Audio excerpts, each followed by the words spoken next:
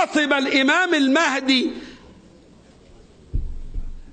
المهدي اللي النبي صلى الله عليه وآله وسلم قال لك لن تقوم الساعة حتى يرسل الله رجلا من أهل بيتي اسمه كاسمي وكنيته ككنيتي يملأ الأرض عدلا بعد أن ملئت جورا. هذا الرجل الذي سيقودنا أول ما هيقول أنا ابن فاطمة يبقى شيعي على طول. أول ما هيقول أنا ابن فاطمة شيعي وابن علي شيعي، ويا سلام لو لفله عمة سودة زي العمم السودة اللي قاعدة دي يبقى كده شيعي ونص والثلاث ارباع.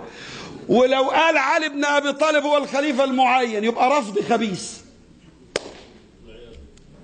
يا العياذ بالله. ليه هم هيقولوا ما بيقولوه؟ هم قابلين علي جاي على المهدي؟ ده هم مش قابلين علي نفسه.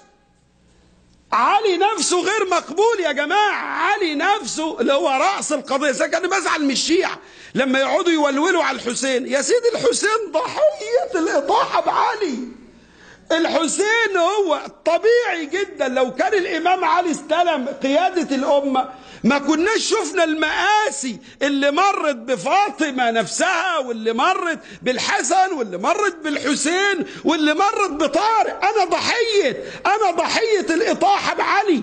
أنا واحد من ضحايا الإطاحة بعلي بن أبي طالب. لو تروا السب الذي ألقاه على الفيسبوك أو اليوتيوب تعرفوا أنني أشكو إلى الله أبا بكر وعمر، أشكوهما إلى الله لأنني ضحية من ضحايا الإطاحة بالرجل العظيم الفذ زوج السيدة الزهراء علي بن أبي طالب كرم الله وجهه.